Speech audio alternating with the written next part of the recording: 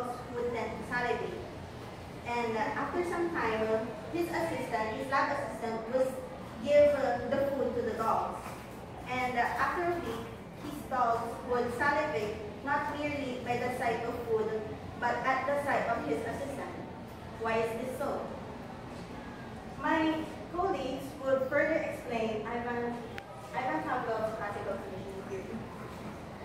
Hey guys, I'm Diane Mendez Santos. I'm here to discuss the first stage of classical conditioning theory.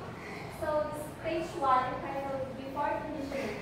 In this stage, the unconditioned stimulus produces an unconditioned response in an organism.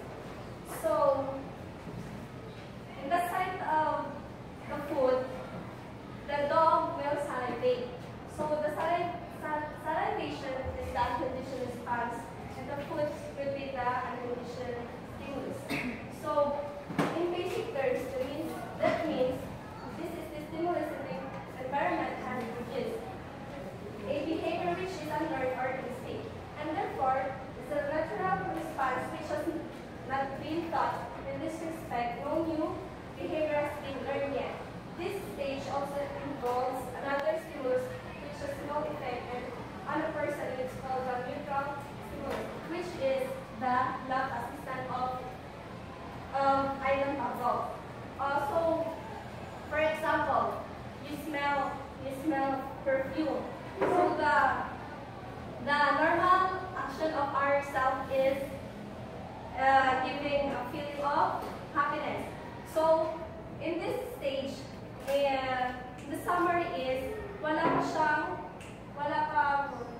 pang natututunang bago. It's normal for us. And the stage 2 and 3 will be discussing here. Good afternoon, guys. I'm JM Bautista, and I'm going to discuss all about the second and third stage of the Pavlov's theory.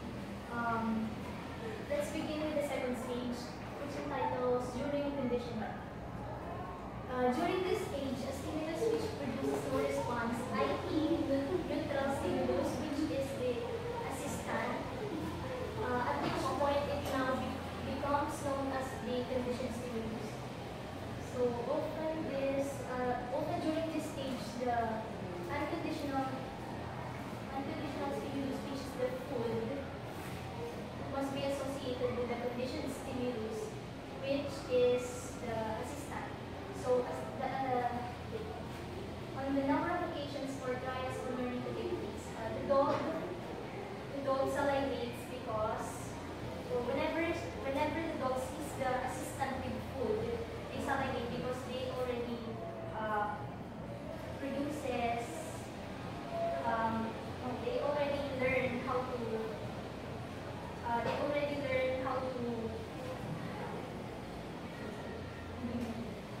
The response, which is salivation. Let's move on to the third stage, which entitles after conditioning.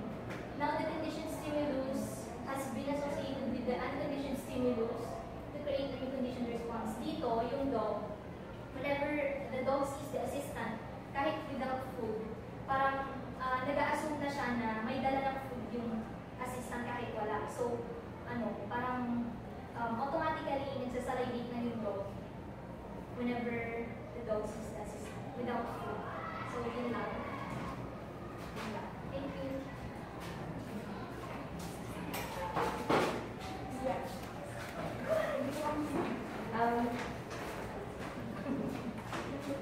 Hi guys! Ito yung activities. Actually, nagbibigay pa ako ng isang example. There's this one example where I went to Baguio, and motion sickness was a thing in our family. And whenever we traveled, nahihilo ako. So when I went to Baguio, kumain ako ng sweet corn doon na mayroon. Tapos, nung bumaba kami ayoko nang kumain ng sweet corn. Hanggang ngayon, hindi na ako kumakain ng sweet corn. So, yung example na yun is ako, yung dog, dito sa situation.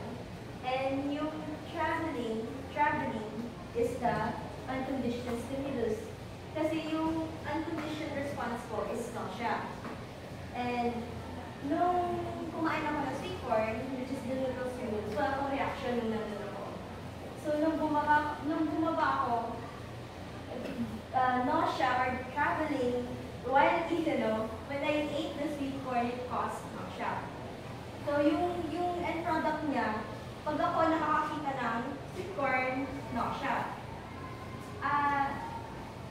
Basically, natutunan kong I learned how to shy away from sweet corn kasi it causes nausea. Just because of that one event. Pero classical conditioning takes place in more than once. And we have activities here. Shilon.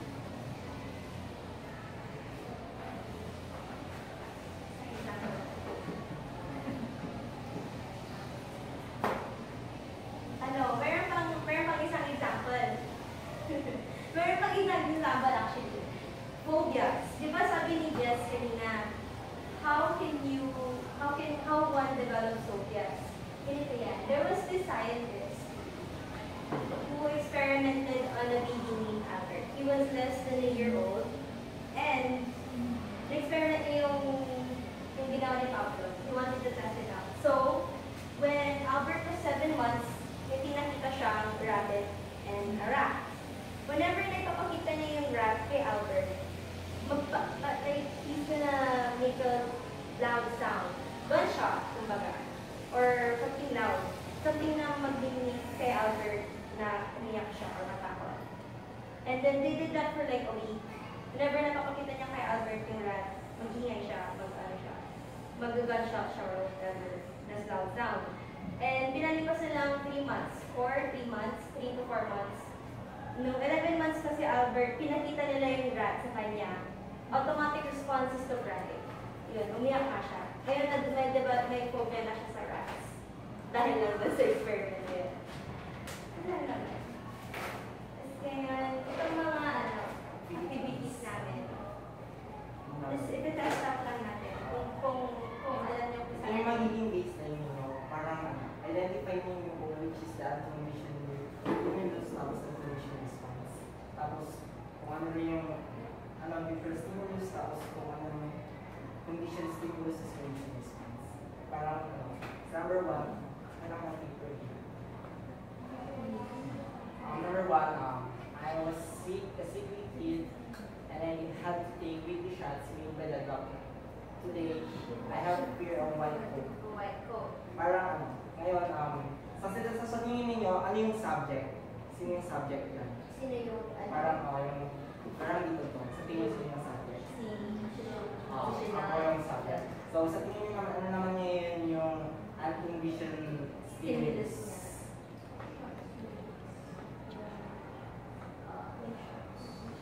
Yung shots or yung injection. Ano yung response? Ano naman yung response? Fear. Shit, baby lang. Tapos, so, na-identify na natin yung first part. And na-identify naman natin yung second na parang this is the brain conditioning na. Ako pa rin yung so sino naman yung first stimulus sa number 1? Yung doctor. Yung doctor. Tapos, syempre, ako, tapos yung doctor, wala kang reaction that time. Ngayon naman, ako, tapos doctor, plus the shots, meron na ngayon siyang fear. Tapos, ngayon naman, every time na makikita, ngayon naman na-condition na siya, parang condition yung utak ko na, every time na makikita na ngayon ng doctor, ang result niya, which is magiging condition response ko na, parang every time na makita na ako ng doctor or white coat, na nakasuot, mayroon na akong fear. Parang gano'n. So, number 2 naman tayo ngayon. Sure lang Yung condition stimulus niya is yung doctor na. Yung doctor. So, condition response. Fear. Okay. Number 2. Hong Kee bought a new strawberry cologne. She felt nauseated when she smelled it. Now, whenever she smells or sees strawberries, she feels sick. So, yung unconditioned stimulus niya, ano sa tingin niyo yung unconditioned stimulus? Yung cologne. Sorry. It will cause nausea.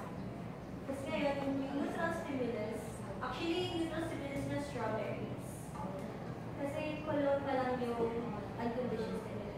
nag-go reactor. Tapos strawberries lang, hindi siya na-associated with the color pa. So, nung after nun, after color tapos yung strawberry na mix, nag-cause ng nausea. Pero after, again, si Mabangki, whenever she sees, ngayon strawberries lang, whenever she sees strawberries or smells it, nagkakaroon ng nausea.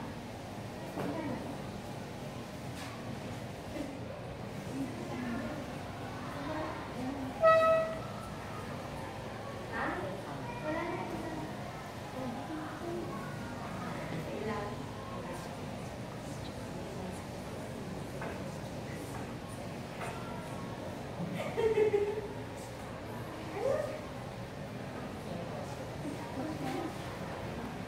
Hindi na kasi dito. Tara na.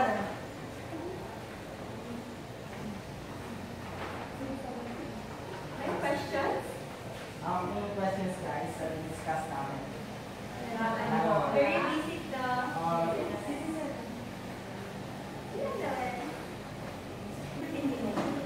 so,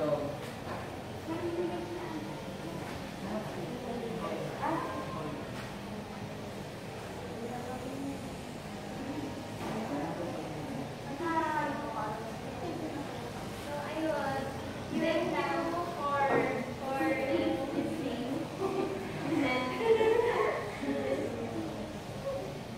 Another thank you. And thank you. that's the things.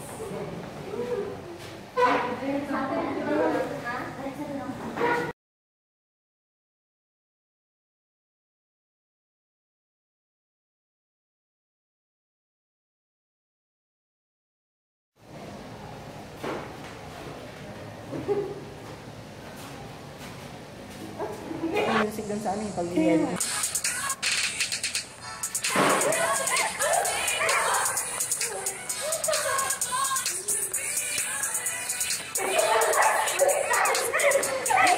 Ano ba yan? Kami lang nandun.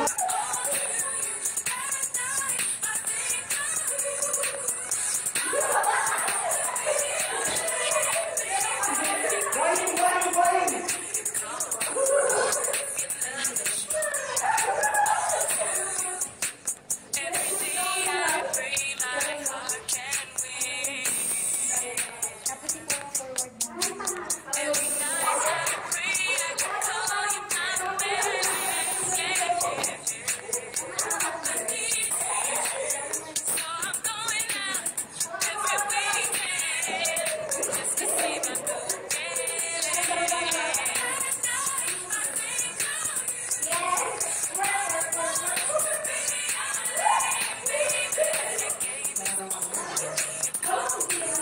I've been watching.